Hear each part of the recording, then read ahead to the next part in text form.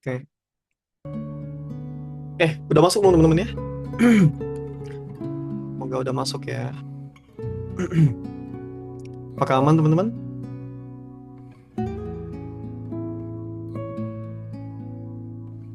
Udah muncul atau belum?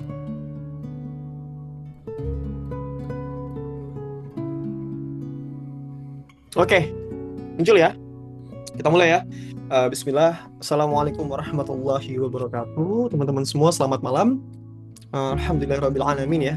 Innal hamdalillahi nahmaduhu wa nasta'inuhu wa nastaghfiruh wa na'udzu billahi min syururi anfusina wa min sayyiati a'malina may yahdihillahu fala mudhillalah wa may yudlilhu fala hadiyalah. Asyhadu an la ilaha illallah wa asyhadu anna Muhammadan abduhu wa rasuluh. Ya nabiyya ba'dah. Alhamdulillah teman-teman semua, Allah mudahkan ya. Kita bertemu kembali ya di episode ke-29 ini. Tentunya kita akan membahas tentang menemukan ketenangan dalam takdir, teman-teman semua.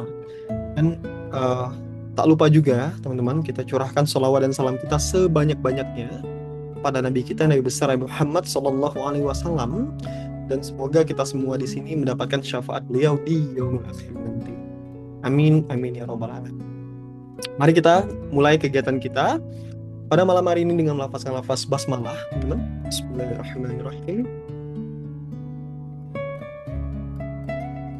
Teman-teman, kalau seandainya suara aku agak putus-putus ya, tolong di ini ya, di kolom komentar ya. Aku coba buka kolom komentarnya ya.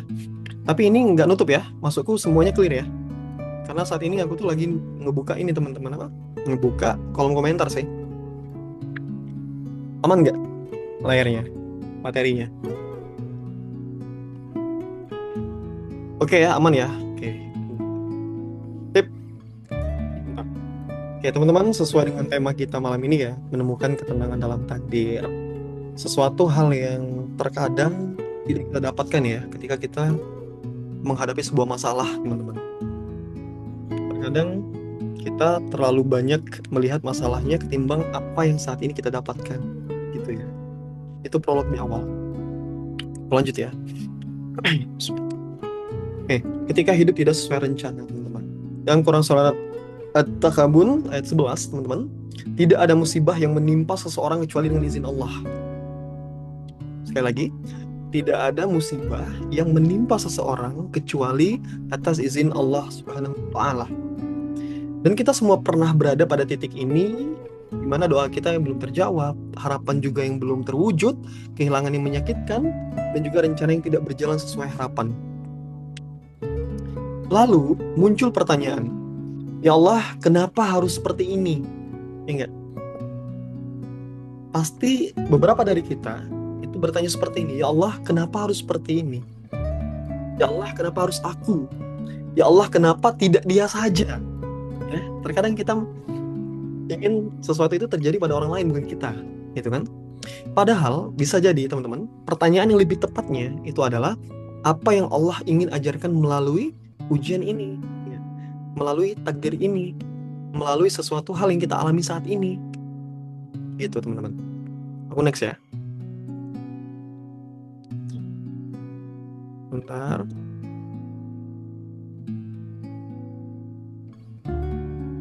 Oke, udah ada 18 ya. Selamat datang ya teman-teman ya. 18 orang yang ada di sini. Kita lanjut ya. Oke, teman-teman semua, kita coba refleksi diri dulu ya. Kita coba tanyakan ke diri kita sendiri dengan jujur, teman-teman. Yang pertama, itu takdir apa yang sampai hari ini masih sulit kita terima? Takdir apa yang sampai dengan hari ini yang sudah kita alami tapi masih sulit sekali kita terima? Yang kedua, apa pelajaran yang mungkin Allah ingin saya pelajari dari ujian kita ini? Dan yang ketiga, sudahkah kita percaya bahwa Allah itu lebih tahu daripada kita? Coba teman-teman tanyakan ke diri teman-teman sendiri atas 3 hal ini. Ujian apa atau takdir apa yang sampai dengan hari ini kita itu masih sulit sekali terimanya, atau intinya belum ikhlas 100% ya, gitu teman-teman. Kemudian yang kedua, apa sih pelajaran yang mungkin Allah inginkan kita itu belajar daripada takdir yang saat ini kita alami? Kemudian apakah kita itu udah percaya bahwasanya Allah itu lebih tahu daripada kita saat ini? Itu teman. tiga hal ini perlu banget untuk kita tanyakan ke diri kita sendiri. Karena seringkali masalah terbesar bukan pada takdirnya, teman-teman semua. Bukan pada takdirnya, tetapi pada cara kita memandang takdir tersebut. Bagaimana POV kita memandang sebuah takdir yang kita alami. Gitu. Yang kedua, mengapa kita sulit tenang, teman-teman? Kenapa kita itu sulit sekali menanggapi sebuah ujian atau menanggapi sebuah takdir itu dengan ketenangan? Ketenangan seringkali hilang, teman-teman, karena kita itu terjebak dengan pola pikir yang rata-rata sama. Di sini aku tulis 4 hal, teman-teman. Satu, yang pertama, kita itu ingin mengendalikan semua hal. Ya, kita ingin semuanya itu kita yang handle. Kita ingin semuanya itu kita yang tackle. Dan pada realitanya, semuanya bisa kita kendalikan. Ya, yang kedua, kita terlalu bergantung pada hasilnya, teman-teman. Kita terlalu bergantung pada hasilnya. Ada satu kalimat yang oke, tapi terkadang ketika Allah uji dengan tidak sesuai apa yang kita inginkan, kita jadi futur. Tahu nggak apa? Sebentar. Who is in media? Kanisa ya. Tadi bahas mana? Terlalu bergantung pada hasil, teman. Nah, kadang ada beberapa hal yang itu tuh baik, teman-teman. Tapi ketika Allah berikan sesuatu yang tidak sesuai dengan apa yang kita inginkan, kita jadi futur, jadinya malas, kadang malah jauh dengan Allah, teman-teman. Apa itu? Kalimat ini ya. Usaha tidak akan mengkhianati hasil. Usaha tidak akan mengkhianati hasil. Secara naratif itu oke banget. Bahkan kebanyakan dari kita tidak mengkoreksi diri kita itu lebih dalam, teman-teman. Kita merasa bahwasanya ya udah, aku udah full effort nih, aku udah full semua hal nih, aku udah belajar banget nih, tapi ternyata nggak dapet. Apakah usaha effort kita itu mengkhianati hasil? Nggak juga, teman-teman.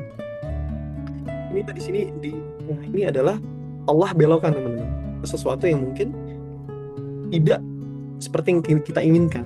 Dan di sini namanya ujian kesabaran tuh di sini, teman-teman, polanya. Jadi nggak melulu direct ya, teman-teman ya. Terkadang kita dibelokkan atau malah digantikan dengan yang lebih baik, kayak gitu ya. Yang ketiga, sulit menerima kenyataan. Yang tadi, teman-teman, ketika sesuatu itu tidak sesuai dengan apa yang kita inginkan, banyak dari kita atau tidak sedikit dari kita itu gagal dalam menerima kenyataan itu, teman-teman. Kenapa? Karena hati kita itu terlalu berharap dengan hasilnya. Nggak apa-apa.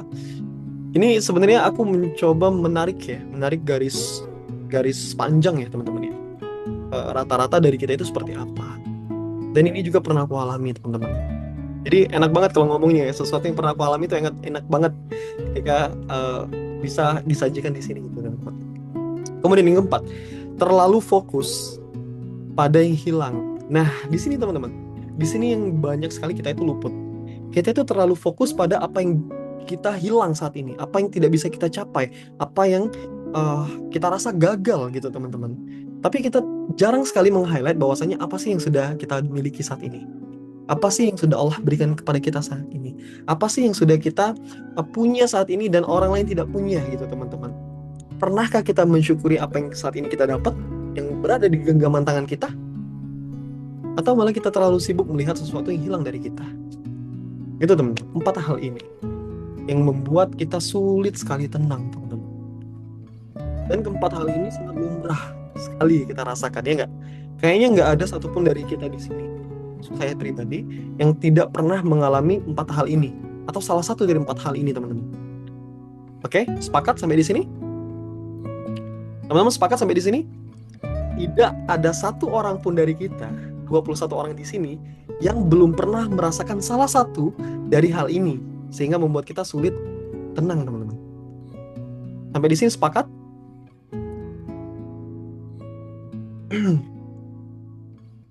Atau ada yang belum pernah ngerasa salah satu dari hal ini, teman-teman? Sepakat ya? Oke, thank you Kak Motimita ya. Kita lanjut berarti kalau sepakat. Kalau nggak sepakat kita clearin dulu nih. Oke ya, teman-teman ya. Nah, padahal teman-teman, tidak semua yang kita inginkan baik bagi kita, dan tidak semua yang kita benci itu juga buruk bagi kita.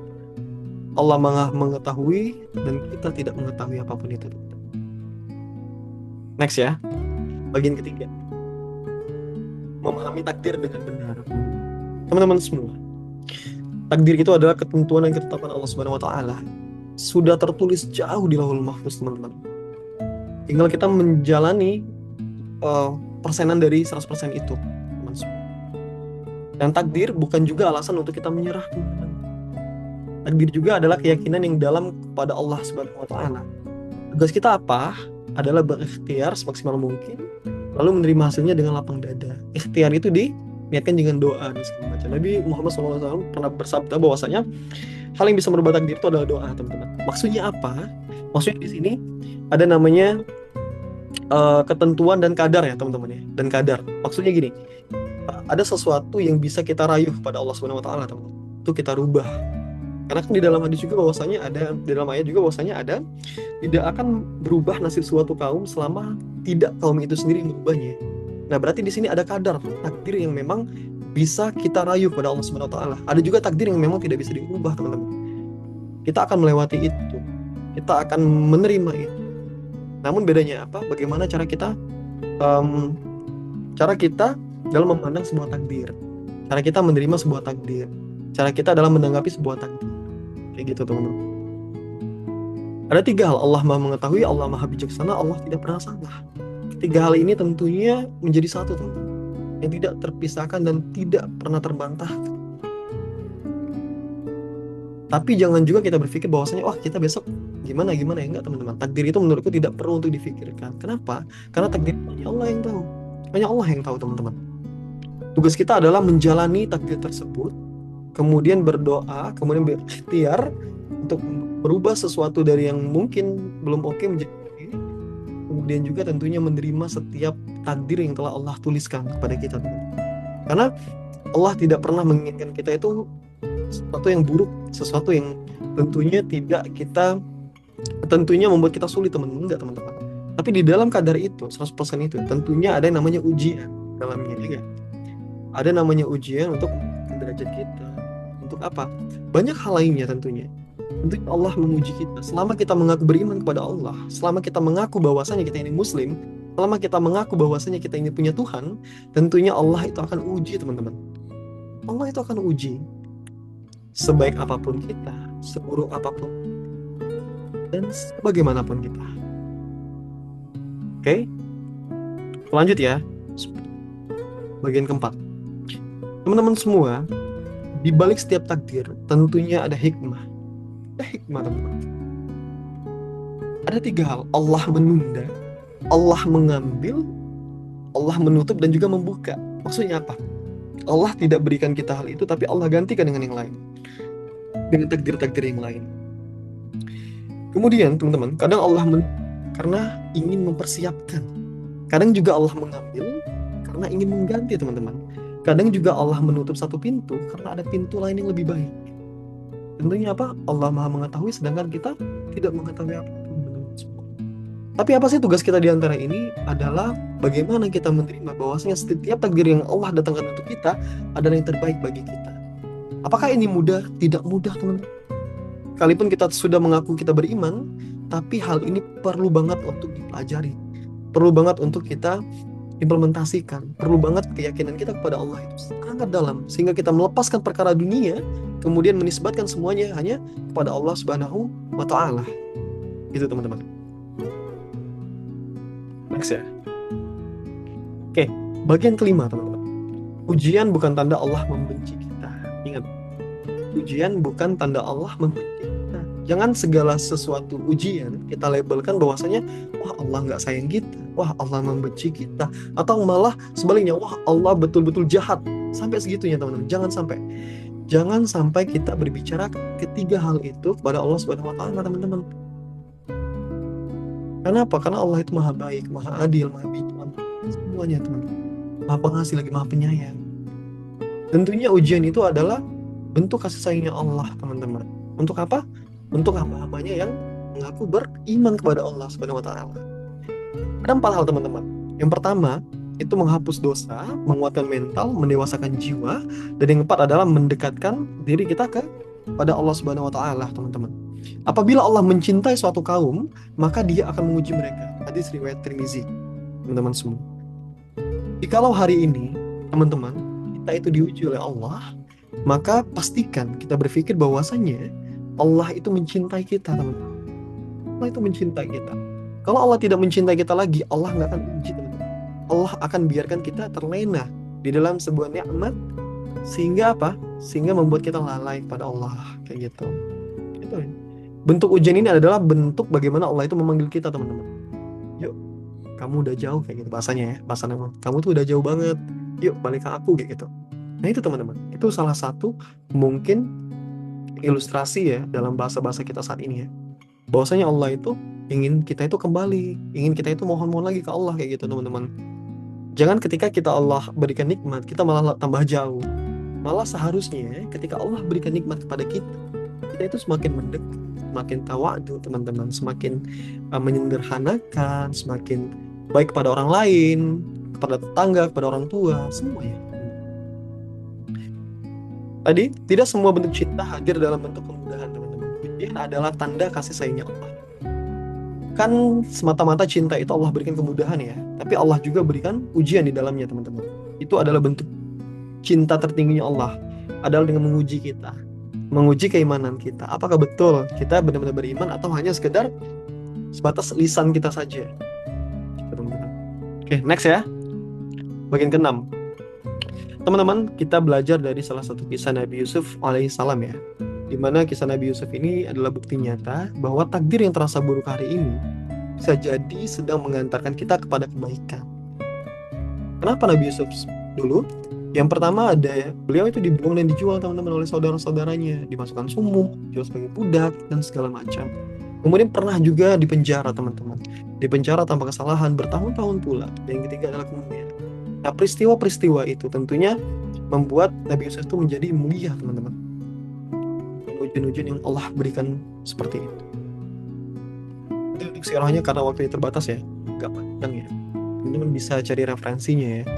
Banyak sekali kisah tentang Nabi Yusuf, kisah tentang Umar bin Khattab, banyak lah. Uwais Al-Qarni, banyak sekali, teman-teman, kisah-kisah sirah nabawiyah yang tentunya membuat kita semakin semangat menjalani hidup ini, gitu. Jadi kalau teman-teman berpikir bahwasanya buat apa aku hidup, teman-teman coba deh buka Quran atau buka sirah Nabawi, baca deh satu-satu kisah perjuangan mereka, baca juga Nabi kita memperjuangkan agama ini, gitu. Luar biasa sekali, teman-teman. Kalau teman-teman baca ya satu aja, sampai teman-teman bisa meneteskan air mata teman-teman, insya Allah teman-teman itu hidupnya itu akan lebih luar biasa ya, ada tujuan hidup buat apa, kayak gitu, teman-teman. Oke, kita next ya. Kalau suaraku agak putus-putus, info ya, teman-teman ini. Bagian ke-7. 4 tingkatan menghadapi takdir, teman-teman. Semakin tinggi tingkatannya, semakin tenang juga hati kita. Ingat, semakin tinggi tingkat takdirnya, seharusnya semakin tenang juga hati kita. Apa 4 hal itu? Yang pertama, sabar, teman-teman. Selalu, setiap kali ada ujian, kita disuruh untuk sabar.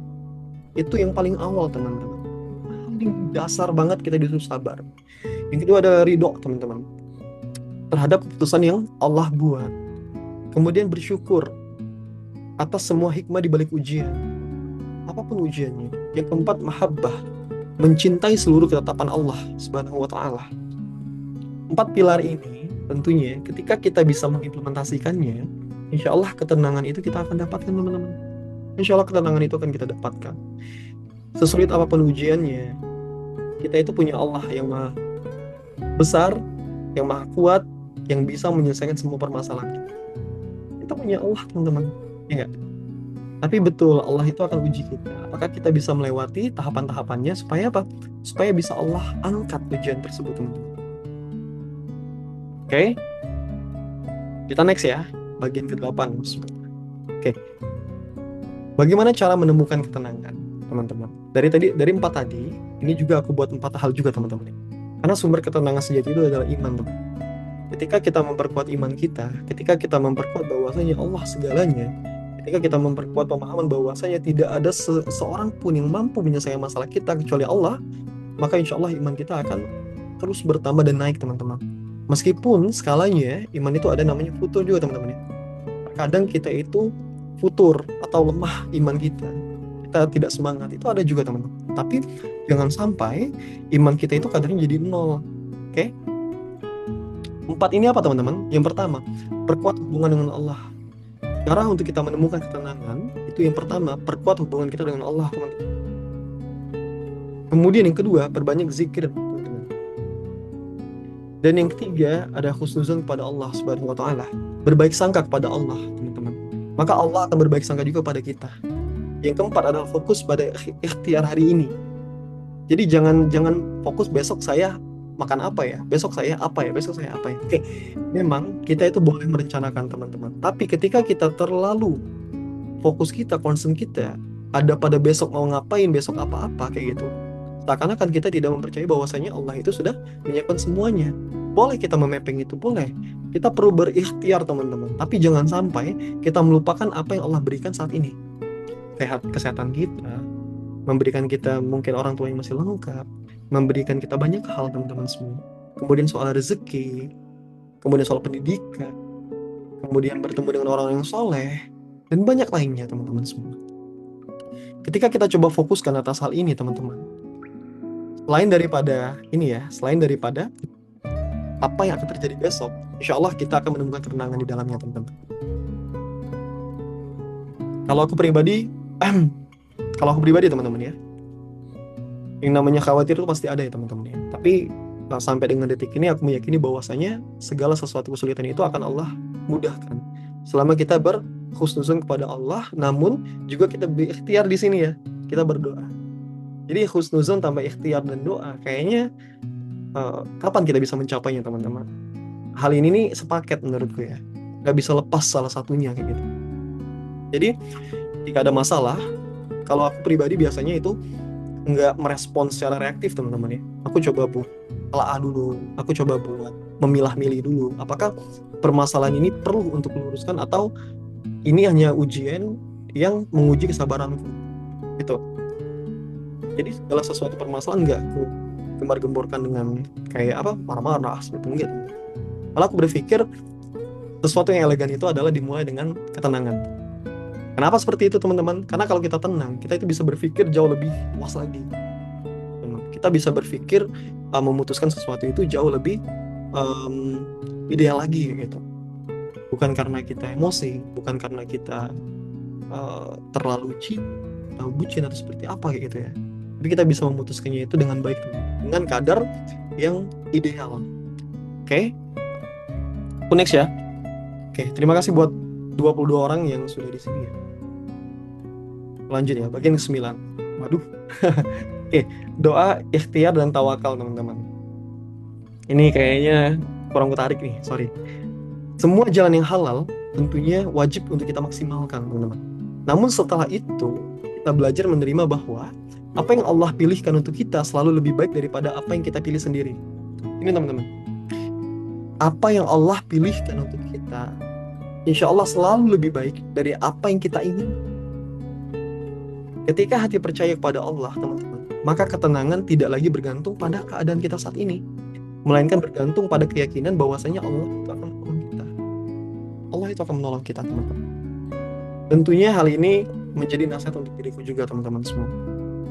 Insya Allah, apapun yang saat ini sedang kita perjuangkan, apapun yang saat ini sedang kita ikhtiarkan, baik itu kesehatan, baik itu perkara jodoh, baik itu perkara finansial, dan lain-lain, ketika kita meyakini bahwasanya Allah akan tolong, insya Allah Allah akan tolong, teman-teman. Insya Allah Allah akan tolong. Di waktu yang tepat, di waktu yang pas, di waktu yang memang betul-betul kita gitu, teman-teman.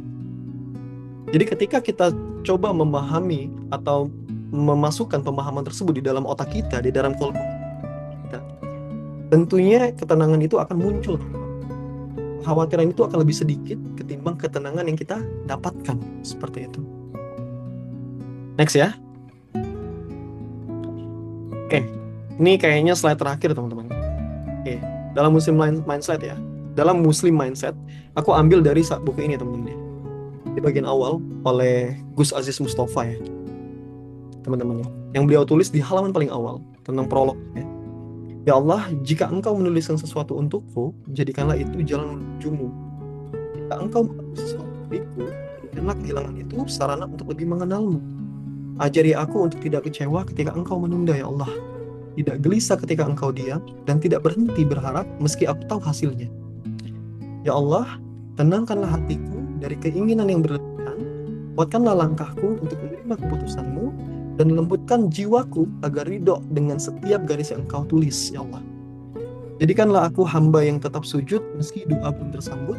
Jadikanlah aku hamba yang tetap tersenyum meski jalan terasa gelap, karena aku tahu engkau tidak akan pernah pergi, hanya aku yang terus rindu. Langsung. Nah, ini menurutku prolognya sangat bagus ya di awal ya. Sebelum beliau memulai banyak sekali ya. Di buku ini insya Allah, ini aku nggak promo ya teman-teman, memang aku baca ya. Ini nggak ada di Shopee teman-teman. Cuman karena beliau ini salah satu yang tokoh ya. Salah satu tokoh yang menurutku tulisannya bagus. Ini banyak sekali ya. Banyak sekali teman-teman. Ada di antara ikhtiar dan takdir, hakikat ikhtiar, banyak sekali. Termasuk melepaskan tanda cita Allah, menemukan keterangan dalam takdir ketika hati gelisah terhadap ketentuan, banyak sekali teman-teman. Bisa kita ambil dari buku ini. Dan buku-buku lainnya ya, yang bisa teman-teman baca. Gitu.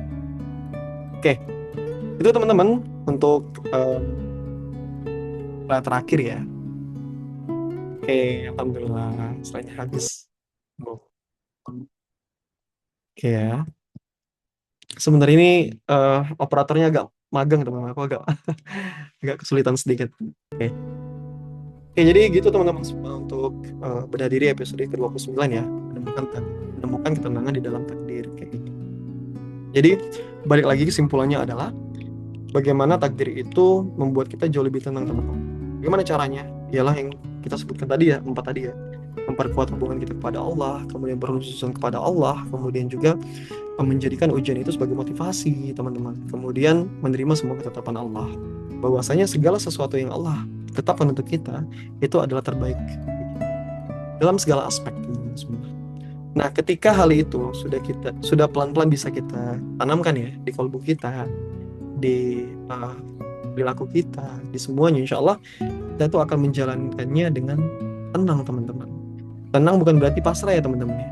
Tenang juga insya Allah kita tetap harus berjuang, berikhtiar, bertawakal, berdoa kepada Allah SWT, sehingga tentunya hal tersebut dapat Allah terima dan juga akan Allah mampukan kita ya di setiap ujian yang Allah berikan gitu teman-teman. Oke, kurang lebih insya Allah seperti itu ya teman-teman semua, 24 orang di sini. Jazakumullah khair telah hadir di sini teman-teman, kita belajar bareng ya. Alhamdulillah I'm back ya, karena kemarin sempat juga berpikir untuk selesai ya, karena ada beberapa hal yang betul-betul kayak perlu keputuskan waktu itu. Jadi tapi aku tidak mengambil kesempatannya, aku lepas kesempatannya ya, dan ini takdir sebenarnya. Jadi insya Allah aku akan tetap bisa menemani teman-teman di benah diri ini ya selanjutnya insya Allah. Oke, teman-teman semua, silakan kalau punya pertanyaan ya, any question so far. Kita coba ikhtiarkan sampai pukul 9:20 ya, atau 9:30 ya. Atau mungkin bisa lebih maju lagi ya. Oke, teman-teman boleh kasih pertanyaan kalau punya pertanyaan ya di kolom komentar, dan juga nanti insya Allah aku akan buka di sesi mic ya, teman-teman ya. Bukunya itu nggak ready kayak ya. Ada, aku mesen ya. Waktu itu mesen ya. Harganya cuma berapa? 60 apa berapa gitu. Cuman ongkirnya berapa ya? 15 apa gitu. Insya Allah bukunya bagus kok. Ringan banget buat teman-teman yang lebih baca ya. Karena ini bukan kitab ya teman-teman ya. Kalau kitab kan banyak ya. Kitab Al-Kabair dan segala macam itu kan penuh dengan ilmu teman-teman. Kalau di sini ada banyak hal yang tentunya relate dengan kita. Ini bukan aku promosi ya. Kalau ini bukuku sendiri pasti akan aku promosiin. Cuman karena memang ini bagus dan aku baca gitu ya. insya Allah ngebuat teman-teman jadi semangat gitu. Belinya itu di ntar nanti ku lihat lihat ini ku lagi lihat riwayat chatku lagi ya. Nanti ku kasih di akhir deh ininya. Siapa? Mbak Vivi ya kalau nggak salah namanya ya. Salah satu adminnya Gus Aziz Mustafa. Gitu teman-teman. Oke, ada pertanyaan teman-teman? Nanti kita bahas bukunya di akhir aja ya. Jadi setiap materiku tuh teman-teman insya Allah aku akan mencatut sebagian ya, sebagian isi materi yang aku baca kayak gitu. Sebagian isi materi yang aku baca dari sumber-sumber yang insya Allah valid ya. Baik itu hadis yang kita turunkan di sini maupun ayat keluaran yang kita turunkan di sini. Jadi aku coba mengambil hadis-hadis yang kuat teman-teman. Supaya apa? Supaya bisa dipertanggungjawabkan seperti itu. Oke, any question so far teman-teman? Oke, Kak Tri, Mas kalau respon pertama kita itu nangis dulu nggak apa-apa, nggak apa-apa. Kita itu manusia ya. Menangis itu adalah sebuah respon. Ketika kita mengalami sesuatu yang mungkin menyakitkan hati kita, kemudian membuat kita sedih, membuat kita khawatir, nggak apa-apa teman-teman. Itu lumrah ya, karena kita ini manusia, ini perempuan ya. Mungkin untuk mengekspresikan emosinya ya. Nggak salah kok, nggak berdosa juga kalau kita menangis gitu. Malah ketika kita menangis itu kalau bisa menangisnya dengan meminta kepada Allah ya, itu lebih Allah lagi kayak gitu. Apalagi teman-teman kalau sholat malam gitu ya, sambil nangis, sambil doa sama Allah, itu luar biasa sekali teman-teman. Ya mobilnya, lanjutnya, Insya Allah ya. Gitu Kak, intinya nggak apa-apa, nangis dulu. Meluapkan emosi itu tuh nggak apa-apa. Cuman pastikan ketikanya ya Kakak berdoa pada Allah kayak gitu. Karena dengan menangis pun tidak akan menyelesaikan masalah ya. Tapi ketika kita meminta doa kepada Allah, kemudian kita berusaha menyelesaikan masalahnya, insya Allah Allah akan bantu. Gitu Kak. Oke, ada lagi teman-teman? BTW sehat-sehat ya teman-teman ya. Karena memang lagi musim sakit ya. Insya Allah. Kak, ada amalan yang bisa ikhlas atau ketentuan Allah? Based on my experience ya teman-teman ya. Kalau amalan yang biasanya aku lakuin itu satu teman-teman. Tapi ini belajarnya lama ya. Kalau aku belajarnya lama ya. Yang pertama tentunya kita itu perlu banget mengontrol emosi kita teman-teman. Atau sorry maaf ini harus Oke. Yang pertama itu kita itu perlu belajar untuk mengontrol emosi kita teman-teman. Mengontrol dari apa? Dari sesuatu informasi yang kita dapatkan. Dalam artian segala sesuatu informasi yang kita dapatkan, reaksi pertama adalah kita sabar dan menelaah dulu teman-teman. Jangan memberikan respon yang terlalu reaktif kayak gitu kan. Ya nggak apa-apa. Oke. Dan kemudian amalan apa lagi tentunya ini teman-teman. Kalau aku tuh berpikir bahwasanya segala sesuatu itu sudah Allah tentukan. Jadi kayak karena kita udah paham itu ya. Jadi yang pertama tentunya menerima keadaan ya.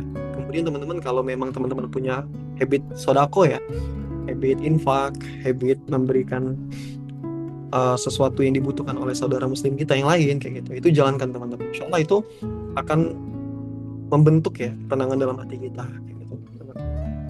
Itu sih mungkin amalan-amalan kecil yang ringan ya yang teman-teman bisa lakuin. Kemudian senyum teman-teman, murah senyum tuh gimana ya, membuat hati mood kita itu jadi baik kayak gitu.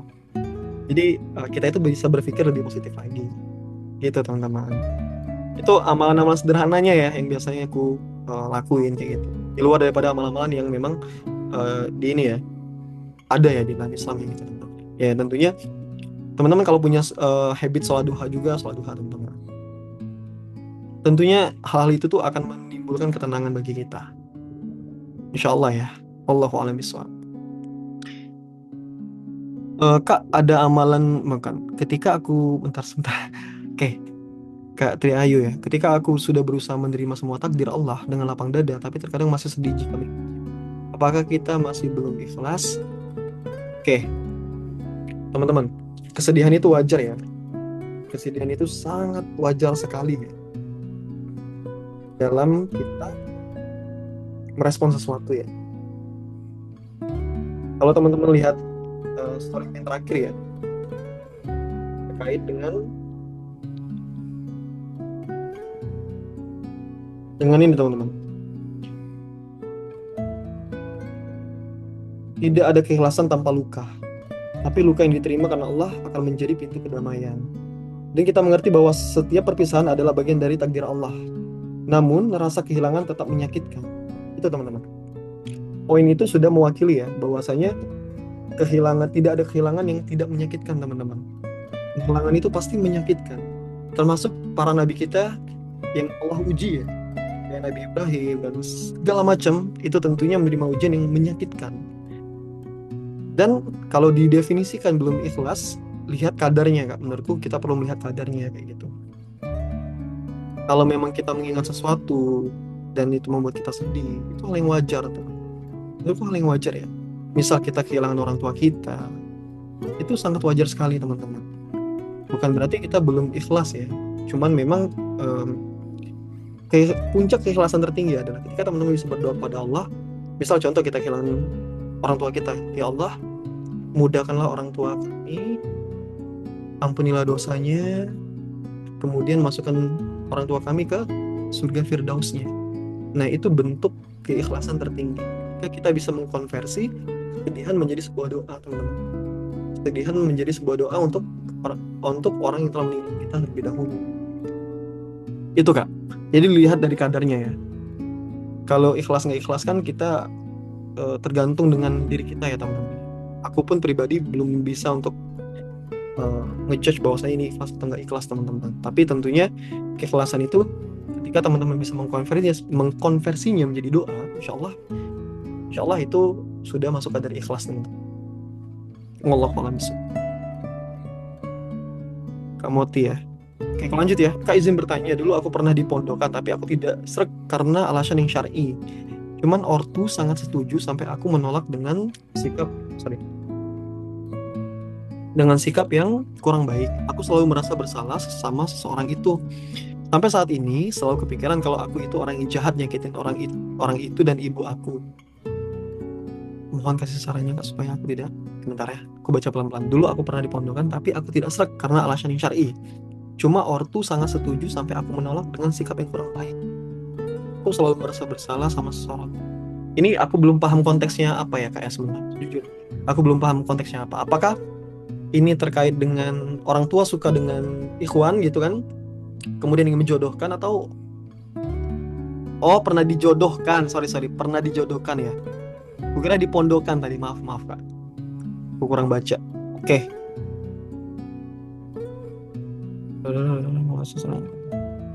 Oke. Sebenarnya Kak, kalau alasannya syar'i ya, sepemahamanku ya, kita kan itu bisa menolak ya Kak ya.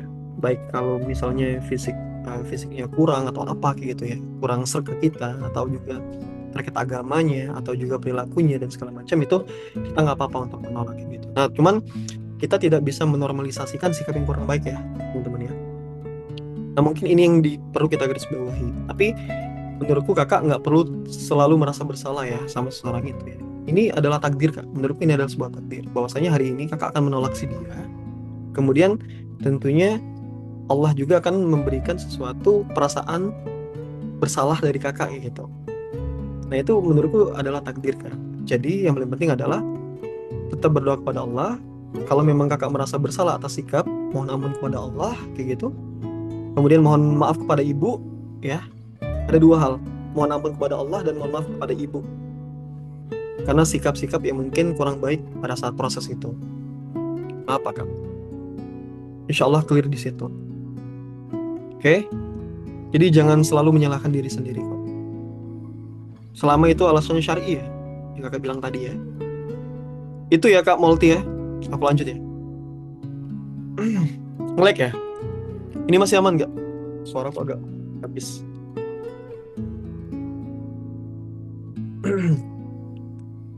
Ini masih nge-lag teman-teman? Tahu udah bagus. Halo teman-teman, ini nge-lag atau enggak ya? Sorry. Oke, aman ya. Aku lanjut ya.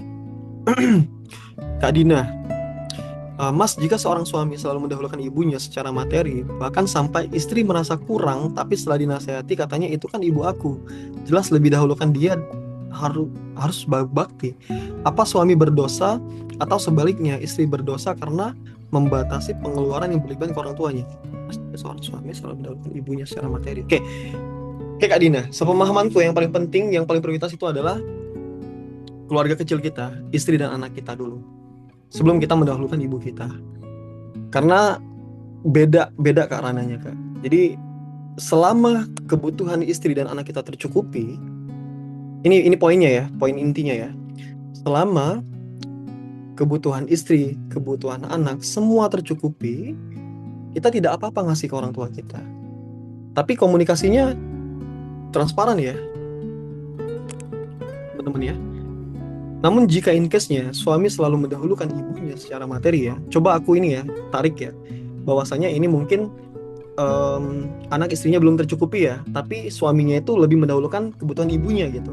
Itu malah tidak boleh Kak, harusnya nggak boleh. Karena yang dahulu itu adalah istri dan anak-anaknya. Bentuk bakti itu nggak selamanya kita selalu ke uang Kak, nggak kayak gitu Kak. Tapi berbakti ke orang tua kita adalah yang pertama, sepemahamanku ya. Kita tetap mengabari orang tua kita tetap memberikan kasih sayang pada orang tua kita. Kalau memang kita mampu secara materi ada berlebih dan memang semua kecukupan istri dan anak sudah tercukupi, silahkan untuk diberikan dengan kadar yang jelas ya Kak ya, supaya tidak mengganggu cash flow-nya keluarga kita kayak gitu. Jadi bukan berarti semuanya tentang uang, tentang materi, tapi berbakti kepada orang tua. Karena aku laki-laki ya, berbakti kepada orang tua. Nah ya, bentuk berbakti kepada orang tua adalah dengan memuliakan istri dan anak kita. Bentuk seorang anak laki-laki berbakti dengan orang tua adalah dengan memuliakan istri dan anak-anaknya. Kenapa seperti itu? Karena laki-laki itu kan harusnya penuh tanggung jawab ya kan? Selama dia bisa memuliakan anak dan istrinya, tentunya dia akan memuliakan ibunya. Malah sebaliknya, ketika dia memuliakan ibunya dengan alasan yang A, B, C, D, F, G, padahal kebutuhan istri dan anaknya belum tercukupi, itu malah bisa kena dosa loh Kak. Karena apa? Karena kita melalaikan atau mentelantarkan bahasanya istri dan anak kita. Padahal dalam Mitsakon Golizo, perjanjian yang agung ya, perjanjian suci dalam pernikahan, kita sudah siola taklik ya, kalau nggak salah ya, memenuhi kebutuhan A, B, C, D, F, G kayak gitu. Makanya itu kan adalah janji kita kepada Allah dan kepada seluruh malaikat yang hadir pada saat itu. Itu Kak Dina ya. Semoga kita dipahami ya. Nah kalau membatasi pengeluaran yang berlebihan ke orang tuanya, nah ini komunikasi. Sebenarnya ini komunikasi. Makanya perlu banget suami dan istri itu komunikasinya lancar kayak gitu. Malah yang lebih bagus adalah kayak gini. Kan misal ya, seorang istri itu punya orang tua, seorang suami itu punya orang tua. Nah bagaimana ketika memang kita memiliki dana yang berlebih ya, kita memberikan hadiah ke orang tua masing-masing, tapi bukan dengan cara misalnya aku ke orang tua aku langsung direct, nggak gitu teman-teman. Tapi bagaimana kita, misal kita punya uang nih, kemudian kita sudah diskusi nih sama istri kita, wah kita ingin beri hadiah kayak gitu kan, ya udah nanti yang beri hadiah itu istri kita ke orang tua kita, dan begitu pun sebaliknya, kita yang beri hadiah ke mertua kita. Kenapa seperti itu? Supaya kita itu membentuk bonding ya, membentuk ikatan hati kayak gitu. Nah, aku pelajari seperti itu ya teman-teman ya. Jadi di awal betul-betul perlu untuk dikomunikasikan soal ini. Kemudian komunikasikan juga apakah ada tanggungan dan segala macam kayak gitu. Itu harus clear menurutku ya. Supaya nanti pas pernikahan nggak ribut gara-gara perkara yang seharusnya clear di awal. Gitu ya. Tapi kalau memang sedang diuji ya, insya Allah itu ujian kayak pelan-pelan aja ngomong ke suaminya. Pelan-pelan aja nggak apa-apa. Kasih diskusi, bentuk diskusi. Jangan kayak seorang yang menggurui gitu, tapi ajak diskusi. Mas, kayaknya kita masih butuh ABCDFG gitu. Boleh nggak? Nah, kita memprioritaskan dulu kebutuhan rumah dulu. Nanti insya Allah kalau memang ada berlebih atau segala macam, nanti kita bantu ibu. Nah gitu teman-teman bahasanya. Oke? Next ya. Kak, izin bertanya gimana ya? Ketika kita diajak seorang yang dekat dengan kita pergi, misalnya pergi ke mall lah, tapi ketika kita ikut, kita itu merasa nggak tenang, merasa nggak bebas, ngerasa tertekan, tapi nggak enak juga untuk menolak. Jadi apa yang harus aku lakukan ya Kak? Yang pertama, kalau memang sudah seperti itu, Kakak tolak. Apalagi konteksnya ini belum menikah ya Kak ya. Konteksnya belum menikah. Kalaupun konteksnya belum menikah, menurut tolak aja. Kita gimana ya, Kak ya? Ini bukan konteksnya suami dan istri. Kalau misal konteksnya baru pacaran, kita tolak nggak apa-apa. Baru pacaran ataupun nggak pacaran, intinya belum menikah, kita tolak nggak apa-apa, Kak. Kalau kita udah ngerasa sesuatu yang seperti itu bisa jadi tanda-tanda dari Allah, Kak. Bahwasanya orang tersebut tidak menghadirkan sebuah ketenangan gitu di hidup kita. Gitu. Tolak-tolak aja, Kak. Kita harus tegas juga perkara ini sebenarnya. Oke? Itu ya sarannya, kayak tolak aja. Tapi tolak dengan baik ya. Oke, Gwen, Gwen, kayak Assalamualaikum kakak, izin bertanya, gimana caranya kita ikhlas atas takdirnya bahwa kehilangan seorang itu memang takdirnya, tapi bagaimana kita bisa ikhlas atau sembuh kehilangan cinta pertama dan perempuannya? Oke, teman-teman semua, orang tua kita itu tentunya tidak akan terganti ya, baik itu dengan suami, baik itu dengan istri ya. Orang tua kita itu tidak akan pernah terganti, apalagi cinta pertama kita ya. Baik itu anak perempuan kepada ayahnya, baik itu anak laki-laki kepada ibunya. Sebetulnya itu tidak ada yang bisa menghilangkannya, teman-teman. Tentunya cara ikhlas kita menerima takdir bahwasanya yang pertama, kita meyakini Allah itu lebih sayang ke orang tua kita. Satu. Kemudian yang kedua adalah kita sudah memahami bahwasanya rezeki orang tua kita telah Allah cukupi di batas itu. Tugas kita apa? Supaya kita jauh lebih ikhlas, tentunya mendoakan. Mendoakan cinta pertama kita itu, ayah kita, ibu kita. Karena dengan sebaik-baiknya doa. Karena doa-doa anak yang soleh, insya Allah itu menjadi penguat ya, penguat bagi orang tua kita, Kak. Jadi kadar ikhlasnya itu bagaimana kakak bisa mendoakan sepenuhnya untuk orang tua kita, orang tua kakaknya, seperti itu. Oke? Kalau soal ikhlas ini, Kak, menurutku perlahan ya, Kak ya. Semua itu butuh proses. Ikhlas itu kan apalagi kehilangan cinta pertama. Siapa yang tidak sakit ketika kita kehilangan cinta pertama kita gitu kan? Ayah kita, ibu kita. Tentunya semuanya akan merasakan kesedihan. Tapi disinilah bentuk ujiannya Allah Subhanahu Wa Taala. Tentunya Allah lebih sayang ya dengan orang tua kita. Allah lebih sayang dengan orang yang telah mendahului kita. Tugas kita adalah meneruskan legasi-legasi baik yang orang tua kita tinggalkan. Tuh. Dan hidup dengan sebaik-baiknya hidup. Oke? Rizky Otoman, setuju Kak, sebuah rumah tidak bisa dibangun di atas kebohongan ya. Satu kebohongan insya Allah melahirkan kebohongan yang lain, Kak. Jadi itu sebaik-baiknya perlu kita clearkan. Tapi kita juga nggak bisa untuk menjudge langsung di awal ya. Perlu diskusi, perlu ngobrol. Atau mungkin ketika kita tahu dia bohong, tanyain kenapa dia, alasannya apa, kayak gitu. Tapi kita tidak menormalisasikan kebohongan ya, teman-teman. Aku lanjut ya. Kak Dina, ya Mas, yang anehnya ibu si suami itu sudah dikasih bulanan tapi minta transfer lagi untuk foya-foya, bahkan sampai nelpon berkali-kali untuk transfer, sampai si istri tidak bisa nabung untuk masa depan anak. Apakah boleh istri menasihati suami dengan lebih tegas dan keras? Karena suami itu susah dinasihati dan malah tersinggung jika dibahas soal ibunya. Nah, kayaknya ini ada alternatifnya, Kak. Jikalau kakak punya ustadz atau orang-orang yang menurut kakak suaminya itu yakin ke orang tersebut ya, atau temennya. Nah, ketika memang bisa diperantarai ya nasihat tersebut oleh orang lain gitu. Kalau memang kita tidak bisa menasihati suami kita. Nah, perkara ini sebenarnya harusnya itu clearnya di awal. Berarti dia punya tanggungan dong kayak gini. Itu harusnya clearnya di awal. Dan perempuan wajib dan boleh untuk menolak laki-laki seperti ini. Karena dia tidak tahu apa prioritasnya. Itu. Ya kalau mentransfer terus dan betul-betul foya-foya ya kayak gitu ya. Sampai si istri nggak bisa nabung, si istri kelaparan dan segala macam, itu suaminya berdosa. Gitu ya. Kak izin bertanya lagi, mengapa banyak orang sulit menemukan ketenangan meskipun sudah tahu bahwa segala sesuatu itu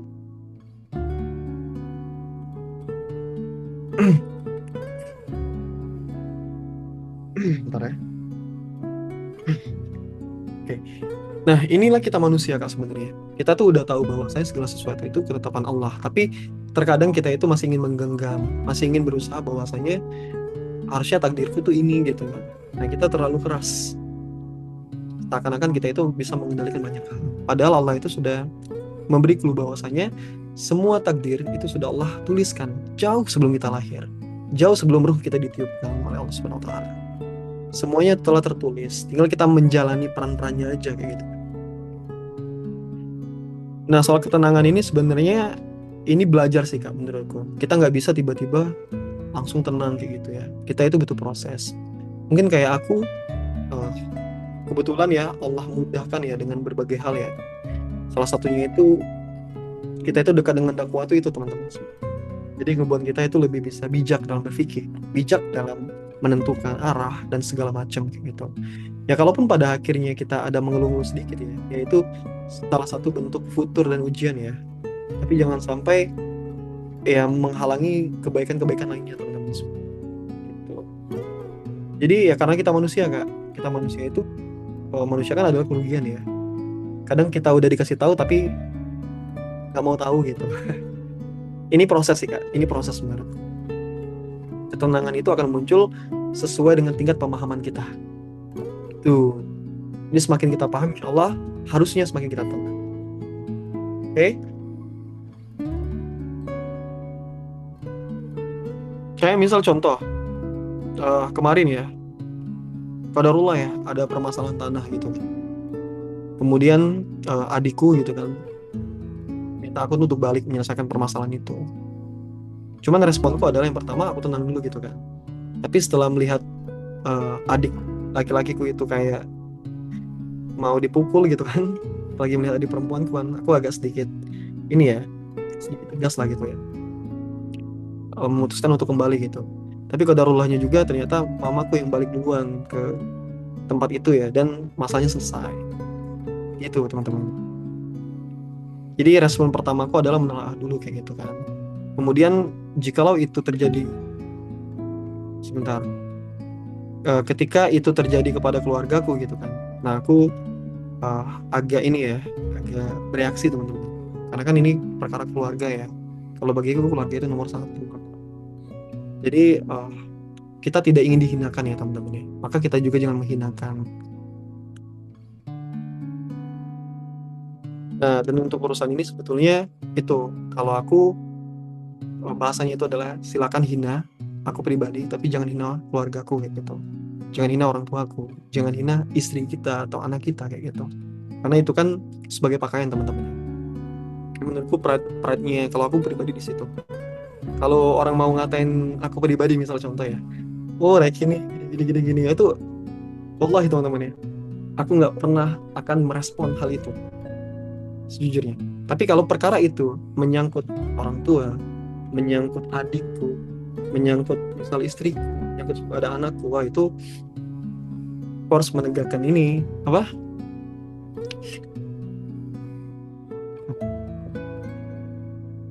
Ya aku harus menegakkan ini kehormatan keluarga. Itu ya, jadi kita harus paham mana yang perlu kita reaksikan, mana yang masih perlu kita coba buat ya udah nggak apa-apa kayak gitu. Harus ada porsinya teman-teman. Jangan ketika keluarga kita dihina atau keluarga kita dicaci maki atau keluarga kita dipukul, kita bereaksi gini, wah ini ujian nggak apa-apa. Jangan gitu teman-teman. Bedakan yang mana ujian yang tentunya itu Allah turunkan kepada diri kita sendiri, mana tentunya ini ujian yang perlu kita bela kehormatannya itu. Oke? Ya teman-teman, waktu kita kurang lebih sekitar kita sampai 21.20 aja ya teman-teman. Kalau ada yang mau open mic boleh silakan ya. Gwen, Ovan ya. Teman-teman kalau ada yang mau open mic boleh ya, kalau ada yang mau bertanya langsung kayak gitu. Jadi itu teman-teman ya. Jadi teman-teman kalau mau menikah ya, ini juga nasihat untukku ya, kita harus clear dulu di awal teman-teman. Lagi laki-laki ini sebenarnya dia harus clearnya di awal teman-teman, karena sulit merubah habit teman-teman, sulit merubah karakter seorang laki-laki kayak gitu. Karena laki-laki kan punya pride-nya gitu ya teman-teman ya, dan terkadang tidak ingin untuk digurui. Tapi kalau teman-teman sebagai perempuan itu bisa berstrategi ya, strategi, tahu kapan suami teman-teman itu posisinya tenang tuh, tahu kapannya, nah itu boleh banget buat Kalau aku lebih lebih ngomongnya itu diskusi ya teman-teman ya. Diskusi sekaligus menasehati kayak gitu. Jadi laki-laki itu mungkin kebanyakan lebih senangnya diajak diskusi teman-teman. Bukan di apa? Di judging kayak gitu. Tapi lebih diajak diskusi. Banyak caranya teman-teman, kayak Mas, menurut Mas ini gimana ya kayak gitu. Jadi kayak kasih sebuah hal yang tentunya pride-nya itu naik teman-teman. Dalam artian dia merasa diandalkan gitu aja. Kan normalnya laki-laki itu suka diandalkan. Nah, kalau ada laki-laki yang tidak mau diandalkan dan kayaknya wah ini harusnya istriku aja yang ABCDFG, wah itu perlu dipertanyakan tuh ke laki-lakiannya sebenarnya. Karena hakikatnya laki-laki itu nge-provide ya teman-teman ya. Hakikatnya ya. Karena memang dari dulu laki-laki itu dituntut untuk bekerja teman-teman. Sebagai koam, sebagai pencari nafkah. Kalau harusnya sama anak istri itu gak usah hitung-hitungan ya. Insya Allah selama kita memuliakan anak istri kita, selama kita memberikan rezeki itu halal dan ikhlas untuk anak istri kita, insya Allah Allah akan tingkatkan teman-teman. Insya Allah Allah akan tingkatkan.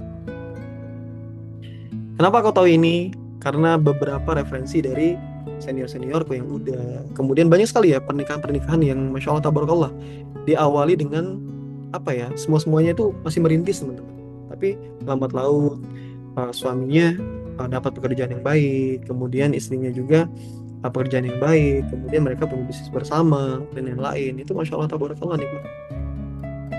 Aku mendengar kisah-kisah sahabat-sahabatku ya, yang dia ada menikah di semester 5, kemudian Masya Allah tabarakallah ya, ujiannya luar biasa teman-teman. Kita jangan melihat dari hasilnya ya, tapi lihat ujian yang dia lewati kayak gitu. Mulai dari ujian orang tua, mulai dari ujian suami, ujian istri, ujian anak, itu Masya Allah tabarakallah ya. Dan ternyata mereka berhasil untuk melewati step by step itu, sehingga Allah mampukan dengan rezeki yang halal, Allah mampukan secara finansial, dan juga Allah naikkan derajat keluarganya gitu teman-teman. Ini real ya, story-nya real. Waktu aku ke Jakarta dan segala macam kan, ketemu kan teman-teman kan, Masya Allah ya, kalau aku keluar tuh kayak Ki lagi di mana gitu kan, ketemu yuk. Nah kadang guys aku ada agenda ini, kalau nggak ketemu ya ayo kayak gitu kan, meskipun bentar kan ngobrol bentar. Tapi kebanyakan aku yang ingin dengerin cerita mereka teman-teman. Rekanku tuh udah menikah semua ya rata-rata ya, mostly ya teman-teman laki-laki gitu. Aku lebih suka mendengar cerita mereka, bagaimana mereka membangun rumah tangga gitu. Sampai aku pun di kereta LRT gitu kan, balik sama teman ya, teman kan udah nikah kan, tapi dia kan izin ke istrinya ya untuk menemani seorang laki prima di luar gitu kan, Masya Allah ya. Malah aku bilang ya kalau mau ngaji istrimu nggak apa-apa juga gitu sama anakmu, biar aku yang ngasuh anakmu gitu kan, nggak ada masalah. Cerita, dinasehatin, dikasih saran. Kan kami sebagai laki-laki ke laki-laki ya teman-teman ya. Masya Allah ya. Aku sampai detik ini masih ingat saran-saran mereka. Soalnya menurutku itu saran-saran yang tulus ya, dari laki-laki ke laki-laki. Gitu. Jadi kita tuh memperpanjang tali silaturahmi kita. Teman-teman juga tuh, kalau teman-teman masih punya teman yang baik, ikat ya atau panjangin tali silaturahminya teman-teman. Insya Allah rezekinya kita nggak tahu dari mana aja gitu, peluang rezekinya. Oke, teman-teman, any question so far? Yang mau open mic boleh, teman-teman semua. Silakan open mic. Yang mau melalui kolom chat boleh juga. Oke.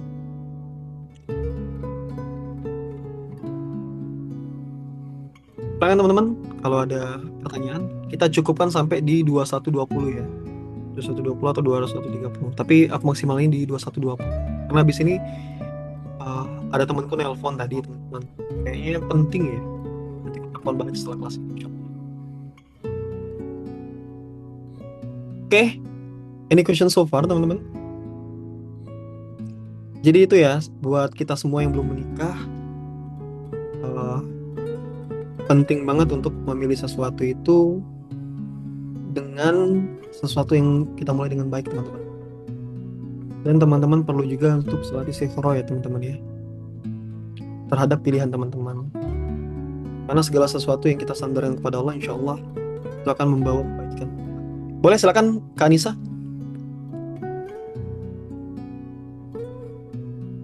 Boleh Kak Nisa, silakan. Bismillahirrahmanirrahim. Assalamualaikum warahmatullahi wabarakatuh. Waalaikumsalam warahmatullahi wabarakatuh.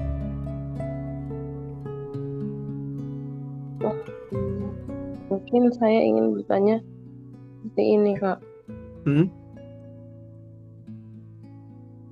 Em, apakah kita harus lebih meyakini dengan benar-benar yakin dengan perkataan yang kata siapa itu ya, lupa kan, yang kalau bukan takdirmu tidak akan melewatimu, yang itu Kak, yang kalau Nah, dia memang takdir pasti akan jadi milikmu gitu. betul. Kalaupun nggak takdirmu, dia tidak akan pernah jadi milikmu. Itu dengan kata-kata itu gitu. Apakah kita memang harus yakin seyakin-yakinnya gitu Kak? Nah masalahnya kan kejadiannya ini kayak eh, di usia saya yang kayak gini itu kan Kak. Yang sekarang ini yang sudah 27 tahun itu Hmm. kayak mungkin ikhtiar saya dalam menjemput jodoh itu setelah saya pikir-pikir itu lebih ke doa gitu sih Kak. Saya minta ini gini, ini gitu sama Allah, minta ini gitu kan. Hmm, ya. Bukan yang kayak berani ngedeketin seseorang gitu Kak. Bukan berarti yang berani membuka diri untuk seseorang, bukan yang kayak gitu. Tapi lebih ke berdoa sama Allah, baru kayak belajar gitu kan Kak, kayak belajar ya seperti inilah meluangkan waktu. Hmm, Semoga memang niatnya benar-benar karena Allah. ya. Nah, jadi setelah setelah kayak doa-doa yang udah diminta ke Allah itu, Hmm, dan ada satu kejadian yang memang kayak ini datangnya kok kayak bersamaan dengan apa yang didoakan gitu kan Kak. Bukan berarti ini sepenuhnya jawaban gitu kan Kak. Bisa jadi ini juga pelajaran atau ini memang jawaban gitu Kak. Apakah kita emang harus gimana ya Kak? hmm. Percayalah Kak gitu. Apakah emang harus meyakini dari hati sepenuhnya kayak ya udah pasrah aja sama Allah, kayak dengan kata-kata yang tadi, kalau memang takdir tanpa pun kita kayak punya harapan sama dia, pasti dia akan datang gitu Kak. Semoga Kakak paham. Ya, oke. Eh, masih lanjut atau udah, Kanisa? Gimana Kak? Udah atau masih lanjut tadi pertanyaannya? Sudah Kak. Oke, baik. Syukron ya, Kanisa ya. Oke. Jadi teman-teman semua, sebetulnya kita perlu memahami ya bahwasanya betul segala semua takdir kita insya Allah tidak akan melewati kita dan juga sebaliknya teman-teman semua. Karena takdir itu kan yang tadi ketentuan haknya Allah kepada hambanya gitu. Maupun perkara rezeki, perkara jodoh, semuanya sudah Allah tuliskan. Misal hari ini, oh Kak Nisa akan bertemu dengan seorang ikhwan. Kemudian Kak Nisa akan menolak si ikhwan tersebut. Kemudian Kak Nisa akan berikhtiar lagi. Kemudian selanjutnya Kak Nisa akan dipertemukan dengan seorang ikhwan lagi. Kemudian itu akan menjadi pelabuhan terakhirnya. Nah itu adalah takdir yang Allah tuliskan, perkara jodoh. Nah kemudian untuk kita meminta secara spesifik kepada Allah, ya Allah berikanlah aku jodoh yang mungkin tinggi segala macam. Apakah itu tidak boleh? Boleh teman-teman. Boleh. Meminta segala sesuatu itu memang hanya kepada Allah teman-teman. Baik itu meminta rezeki maupun itu meminta jodoh kayak gitu. Nah cuman kadarnya ini adalah pemahaman ini perlu kita tanamkan teman-teman bahwasanya Allah itu akan memberikan kita yang terbaik di waktu yang tepat kan Isa. Jadi kalau memang perkara umur yang menjadi sebuah permasalahan saat ini, maka yang perlu diikhtiarkan adalah satu tadi doa tetap dikencangkan. Kemudian kalaupun memang untuk menjemput takdir ini atau menjemput jodoh ini perlu untuk kita keluar atau masuk ke dalam circle-circle yang lebih baik gitu, atau circle-circle dakwah atau circle-circle seperti apa yang Kak Nisa punya kriteria laki-laki yang akan menjadi suami Kak Nisa seperti itu. Tapi yang paling pertama, luruskan niatnya karena Allah, Kak. Itu dulu. Ketika kita ingin menjemput jodoh, apapun semuanya kita ikhtiarkan dan kita sandarkan hanya kepada Allah. Supaya apa? Supaya Allah berikan, Allah dekatkan jodoh yang terbaik untuk kakak. Gitu. Pemahamanku seperti itu, Kak. Jadi doa tetap harus, ikhtiarnya tetap lanjut, tawakalnya juga kayak gitu. Kemudian jikalau memang ada perantara-perantara yang mungkin menjodohkan atau segala macam, mungkin itu salah satu sinyal dari Allah ya untuk kita coba proses terlebih dahulu. Gitu. Kalaupun ada yang meng-approach kakak atau segala macam, selama itu orang baik dan kakak mengenalnya baik dan juga mungkin secara pengenalan prosesnya itu juga baik dan tanda-tanda dari Allah tetap baik seperti itu, silakan dilanjutkan. Begitu, Kak. Jadi pemahaman ini sebenarnya basic yang perlu kita tanamkan kayak gitu, bahwasanya itu insya Allah semua yang Allah takdirkan kepada kita itu nggak akan pernah melewati kita, sekecil apapun itu, Kak. Sehelai daun pun jatuh ke kepala kita itu merupakan takdir Allah, ketetapan Allah. Tuh, jadi kita jangan terlalu khawatir, Kak, dengan hal seperti itu. Karena sepemahamanku takdir itu tidak perlu kita khawatirkan. Yang perlu khawatirkan itu adalah diri kita. Apakah kita sudah baik? Apakah kita sudah pantas untuk menjemput jodoh tersebut? Ataukah kita sudah pantas untuk menjadi seorang istri? Apakah kita sudah pantas untuk menjadi ibu? Termasuk pun suami. Apakah kita sudah pantas menjadi suami dan segala macam? Apakah pantasnya harus dalam keadaan sempurna? Enggak juga. Karena ibadah itu sepemahamanku, pernikahan itu adalah ibadah terpanjang ya. Yang suami dan istri betul-betul harus banyak belajar di sana. Kalau kita mencari seseorang yang full sempurna 100%, kayaknya kita nggak akan nikah-nikah, teman-teman. Tapi kalau kalau standarnya adalah, oh dia 80% baik, oh dia 90% baik, oh dia intinya di atas 50% baik. Kemudian teman-teman itu tenang bersama dia, kemudian orang tua teman-teman setuju dan segala macam. Intinya banyak kebaikan yang hadir di situ. Insya Allah itu juga menjadi sinyal dari Allah ya, bahwasanya apa yang sedang kakak proses itu adalah merupakan kebaikan dan insya Allah menjadi muara terakhir bagi kakak-kakaknya. Kayak gitu. Oke? Itu ya Kak Nisa ya. Dapat poinnya, Kak? Insya Allah dapat, Kak. Terima Oh, kasih, dapat Kak. ya. Nggak apa, Kak. Mungkin di sini ada keraguan ya, teman-teman ya. Kayak pikir, oh aku lewat, oh nggak jadi sama dia nih. Apakah ini betul-betul takdirku atau enggak? Nah, mungkin ini ada sedikit keraguan di hati teman-teman gitu ya. Menurutku keraguan itu bisa jadi was-was syaitan juga, Kak, sebenarnya. Supaya iman kita itu goyah gitu.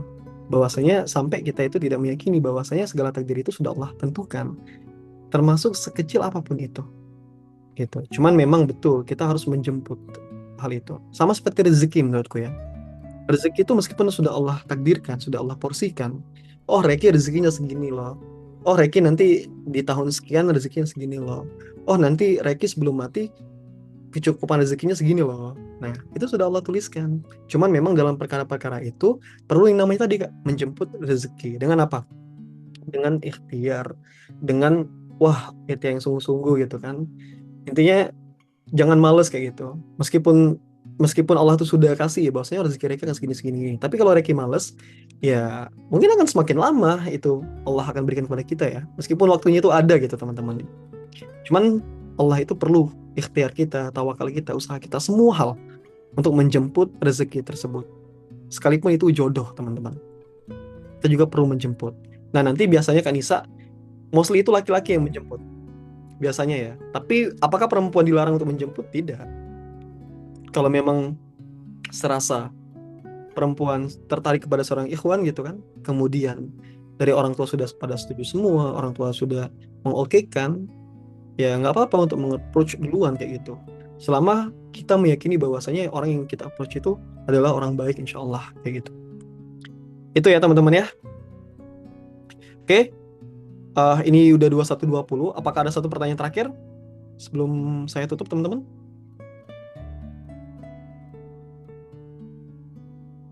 Oh, Kak Dina ya, sorry. Ada lagi ya di ini ya. Maaf. Aku jawab yang ini bentar ya. Eh, di awal sana suami bilang, Yang mana ya, Kak ya? Sorry, maaf. Oh, ini ya. Di awal sang suami bilang tidak ada tanggungan Mas, tapi ternyata tidak sesuai dengan kenyataan.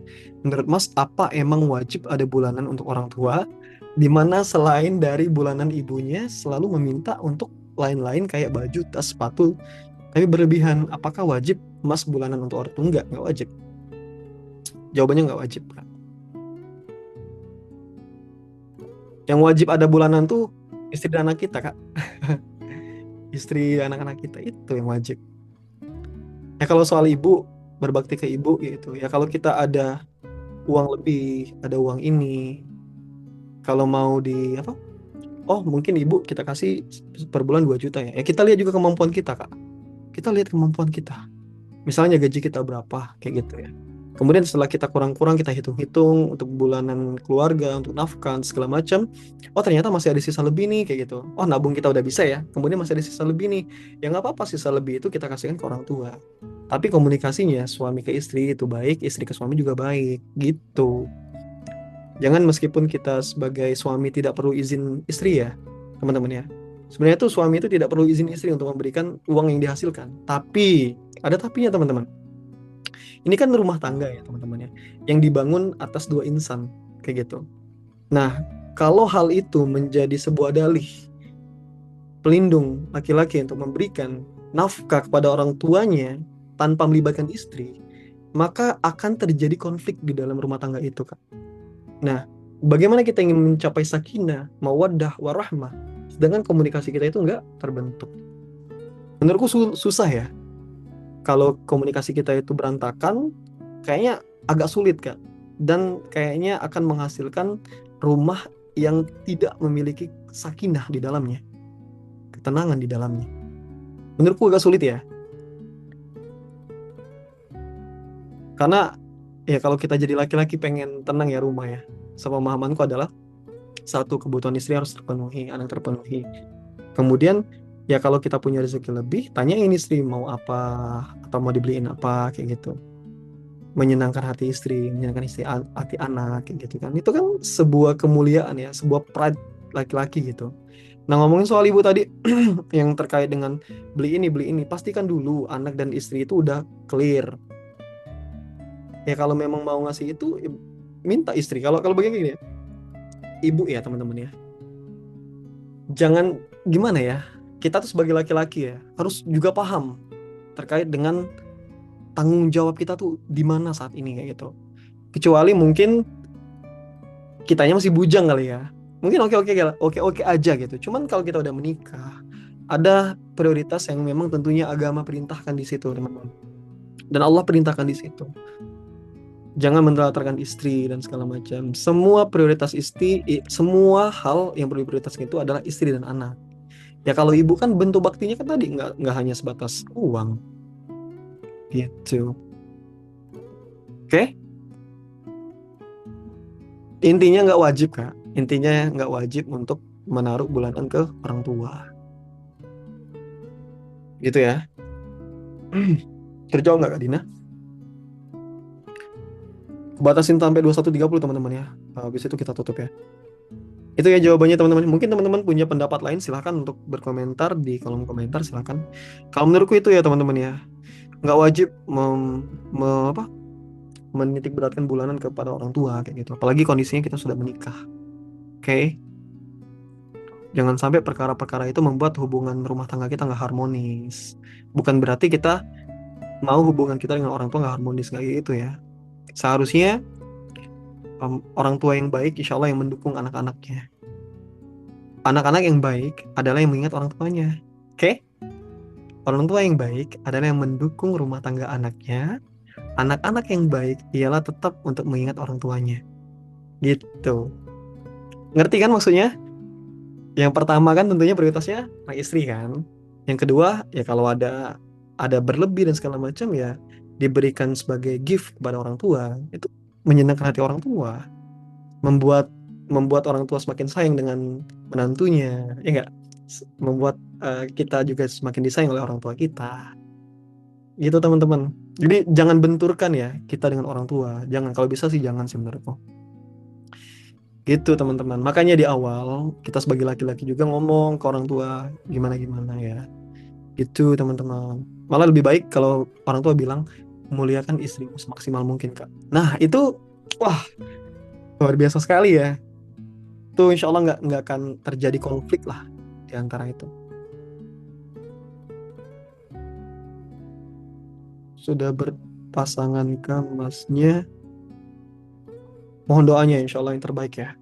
Wallahu a'lam bishawab. Itu ya teman-teman ya untuk perkara kita sebagai suami dan istri dan orang tua.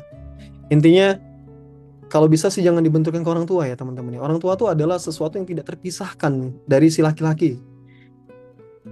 Karena baktinya laki-laki itu seumur hidup kepada orang tua. Namun bukan berarti baktinya laki-laki menelantarkan anak dan istrinya. Jangan teman-teman, gitu.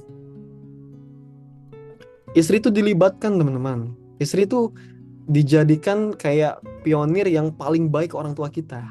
Itu. Biarin kalau kita terlihat jahat ke orang tua kita, wah anak sendiri nggak peduli, menantu peduli banget. Wah itu nggak apa-apa Kak. Malah itu kayak ngebuat ya udah insya Allah konflik antara orang tua dan anak, antara menantu dan orang tua itu semakin minim. Itu aja. Harus berstrategi sih menurutku sih. Suami dan istri itu harus pintar-pintar berstrategi sih. Kita jangan telan mentah-mentah semua hal. Apalagi menjadikan TikTok menjadi standar ya kita ya teman-teman ya. Wah kacau itu teman-teman. Tapi sebagai referensi boleh. Tapi kalau standar wah jangan teman-teman. Karena kita juga mengukur kemampuan kita masing-masing. Gitu ya. Oke. Semangat untuk teman-teman yang insya Allah akan menikah. Dan juga mungkin yang sudah menikah. Yang lagi Allah uji. Semoga segera ya. Semoga segera ujian itu Allah angkat kayak gitu. Allah selesaikan. Oke. Oke teman-teman, kita punya 3 menit lagi sebelum tutup ke 21.30. Karena ini udah malam teman-teman, mungkin teman-teman juga ingin istirahat ya. Aku insya Allah akan lanjut pekerjaan lagi setelah ini. Sambil menunggu data ya. Ya teman-teman, any question so far? Kita punya 2 menit lagi. Oke. Intinya teman-teman semua sehat-sehat ya, sehat-sehat semua. Kemudian segala sesuatu yang sedang Allah uji, semoga teman-teman itu dapat memahaminya sebagai bentuk kasih sayang Allah, teman-teman. Kita juga perlu cari lingkungan yang tentunya menguatkan teman-teman. Jangan malah lingkungan yang mengompori teman-teman ya, hati-hati. Bener, apalagi kalau semua hal rumah tangga harus tanya ke ibu dulu, itu ya dong.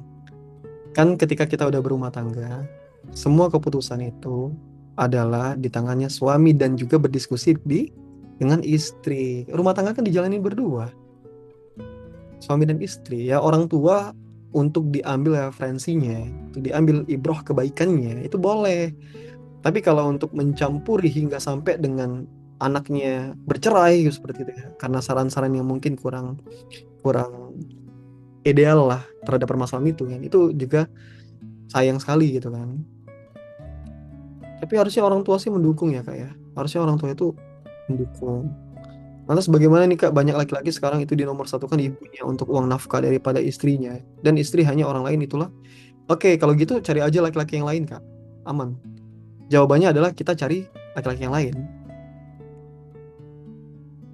Sayang ke ibu tuh menurutku adalah wajib ya. Tapi bukan berarti sayang ke ibu itu, ke ibu kita pribadi, membuat kita bias dalam hal tanggung jawab Kak. Tuh. Kalau memang laki-laki seperti itu, jangan dengan laki-laki itu, cari yang lain. Banyak kok laki-laki masih. Kita jangan ini Kak ya. Jangan karena kita cinta, jangan karena kita sayang banget gitu, sampai kita tuh buta kayak gitu. Teman-teman sebelum menikah tuh pahami dulu konsekuensinya apa. Itu. Jangan sampai setelah menikah mengeluh sana, mengeluh sini, mengeluh ke orang tua sampai orang tua pusing gitu kan. Sampai membuat orang tua sedih gitu. Jangan teman-teman.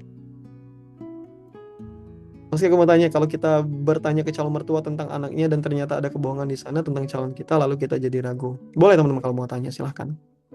Cuman memang seharusnya kalau memang ada miss-miss ya, kita nanti tanyakan lagi ke si calon pasangan seperti itu. Gitu teman-teman. Intinya, sholatnya sholat istikharah teman-teman. Itu. sebenarnya. Lihat dulu misalnya apa nih kekurangannya apa. Kira-kira teman-teman bisa nggak nerimanya? Itu dulu. Kita timbang-timbang kayak gitu, teman-teman. Misalnya laki-laki ini hobinya main game gitu. Misal ya, hobinya main game. Tapi ininya apa? Tapi tanggung jawabnya kepada keluarga masih clear kayak gitu. Nah, lihat kadarnya. Nanti mungkin takutnya si laki-laki ini kurang perhatian kepada istri, suami, cuman mampu menafkahi tapi tidak memberikan eh nafkah batin ya. Gitu. Itu juga perlu ditimbang-timbang, teman-teman. Jadi sebelum menikah ya timbang-timbang dulu kayak gitu. Jangan terlalu terburu-buru dalam memutuskan ya, teman-teman ya. Karena ini perkara panjang sekali. Seperti kita memilih sekolah, kita pasti ingin memilih sekolah yang bagus. Tentunya juga memilih pasangan seperti itu. Tapi jangan menyandarkan bahwa saya pasangan itu akan 100% sempurna. Kesempurnaan itu hanya milik Allah dan kita akan bentuk bersama kesempurnaan itu. Insya Allah. Allahu a'lam bishawab, teman-teman ya. Oke, itu ya Kak ya. Karena ini udah jam 21.32, teman-teman semua sekali lagi jazakumullahu khairan teman-teman atas kehadiran teman-teman ya. Sekali lagi aku mohon maaf misalnya ada perkataanku yang kurang pas teman-teman atau mungkin sesuatu yang kontra dengan teman-teman semua dan kepada Allah saya mohon ampun. Nanti kita akan bertemu lagi insya Allah ya di Benar Diri di selanjutnya minggu selanjutnya insya Allah ya. Kalau aku Allah mampukan ya itu dan teman-teman juga Allah mampukan. Sekali lagi semua masalah insya Allah akan terselesaikan oleh Allah Subhanahu Wa Taala teman-teman. Banyak-banyak minta ke Allah, banyak-banyak doa ke Allah, kemudian banyak-banyak diskusi dengan orang-orang yang terpercaya ya teman-teman ya. Dan minimalisir untuk cerita di story teman-teman. Oke, minimalisir untuk teman-teman curhat di story. Oke, ya ini untuk perempuan-perempuan juga nih. Minimalkan teman-teman curhatkan kesedihan, masalah rumah tangga semuanya itu di sosial media. Oke, hati-hati teman-teman, karena itu bisa ngebunuh kita, gitu. Oke, hati-hati ya. Oke, baik itu teman-teman semua. Alhamdulillah kegiatan kita pada malam hari ini telah selesai. Terima kasih atas kehadirannya. Semoga teman-teman gak bosan ya. Gak bosan, nanti insya Allah di minggu depan kita akan coba buat membahas sesuatu yang lebih fresh lagi. Kayak gitu kita sama-sama belajar di sini teman-teman. Dan teman-teman aku sarankan untuk tetap belajar ke asatis-asatis ya teman-teman ya. Ke ustadz-ustadz, ustazah gitu ya. Karena insya Allah pembahasannya akan jauh lebih terkait dengan dalil dan yang lain teman-teman. Karena kalau kita mau bahas dalil panjang sebenarnya. Ini kan mendirikan sesuatu yang memang tujuannya adalah bagaimana kita itu sama-sama mendekatkan diri kepada Allah, memotivasi kita bersama-sama gitu kan. Oke?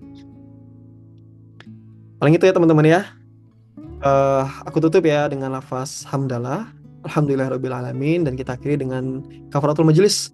Subhanakallahumma wa bihamdika asyhadu an la ilaha illa anta astaghfiruka wa atubu ilaik. Wassalamualaikum warahmatullahi wabarakatuh. Barakallah teman-teman semua. Sehat-sehat ya.